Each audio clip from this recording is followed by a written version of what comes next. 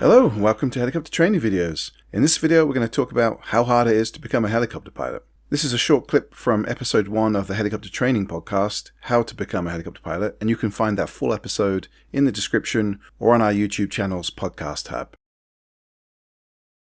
One of the first questions I get when I tell people what I do, they say, is it hard to become a helicopter pilot? And to be honest, in a word, yes. Yes, it is. To fly a plane, to learn to fly a plane, a lot easier. To become a professional pilot, whether you're an airplane or a helicopter pilot, that takes quite a lot of work. But I think to become a helicopter pilot is kind of another level above that, and we'll sort of talk about some of the reasons why. Now, to start with, if you're going to be a pilot of any kind, there's a lot of book work and there's some exams. You're going to be doing a lot of studying. I'd say maybe 80-20. For every 20 hours of flight, you would have spent 80 hours studying. It's intensive. There's a lot of book work. Then you've got books like the Helicopter Flying Handbook, which I think most people would probably enjoy to read. But then you have the FAR AIM, which is all about regulations. I remember the first time someone gave me the FAR AIM, and I looked at it and I thought this was flying helicopters, not becoming a lawyer. Good news is you don't have to learn all of it, but there is a lot of studying, yeah. So you've got the Helicopter Flying Handbook, the FAR AIM, the PHAK, which is the Pilot Handbook of Aeronautical Knowledge. You don't just turn up and fly. I think that's a surprise for a lot of people. That's the fun stuff, but there's a lot of study that's going on. The exams, you have pre-solo tests, you have stage checks, you have knowledge tests. I think it's worse in Europe. I think they have to do 9 written tests just for their private pilot. Then we have the pressure of the check ride and getting through the check ride. But don't get me wrong, you don't have to be a genius. I was not an A student when I was in high school, but you do have to have a commitment to study, even the stuff that's not fun. As I said, it's a little bit harder than flying an airplane. There's a lot more coordination, fine motor movement, and multitasking in helicopter flying than, say, learning to fly in a Cessna 172. I teach a class up at college, and every term I see people who are dedicated to study, they're smart, they work hard, and then they really struggle to fly. Now, those people will get there too. They usually do. Most people can fly the helicopter. Most people will get to hover. It will be the people that who have come with previous experience of skills, things like maybe they've worked heavy machinery.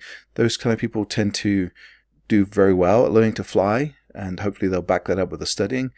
Other people, they may be really good at what they did before, and then they come to fly helicopters, and it's very humbling. They have to remember this is a brand new skill.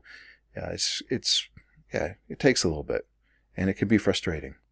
Now, there's the obvious cost. Flying helicopters is not cheap, and we'll dive into that in a little bit more detail later on.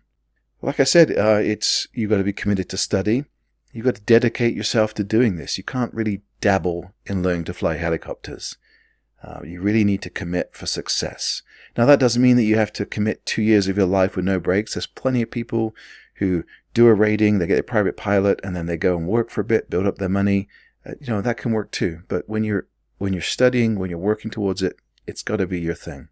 Now, in becoming a pilot, there's going to be failures. There's going to be good days and bad days. You're going to feel frustrated. You're going to fail a check ride maybe, or fail a stage check. That is part of the learning process. And, a failure can be a great lesson and motivate you to push harder. I was talking to Kenny Keller of Helicopter Online Ground School about when he failed his first private pilot check ride and how that could have ended his helicopter flying.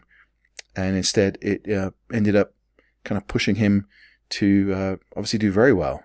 And I'll put a link in the description to that video. So, is it hard? Yes. But with dedication, hard work, and a bit of money, you can do it, and I'm going to help you. If you've already gone through training, or maybe you're partway through, we'd love to hear, how was it for you? Was it as easy as you expected? What was your biggest struggle? And do you have any tips for anyone else just getting started? Send your feedback to helicoptertrainingpodcast.com/contact, where you can fill out a form, or you can record audio, and we might feature your feedback on a future show. So this clip was just a small piece of what we covered in episode 1 of the Helicopter Train podcast, which was how to become a helicopter pilot. In the full episode, we break down questions like, What are the age, education, and medical requirements? What's the typical training path and how long does that take? How much does it all cost? And what are the financing options like VA benefits, scholarships, and loans? How do you pick the right helicopter to train in?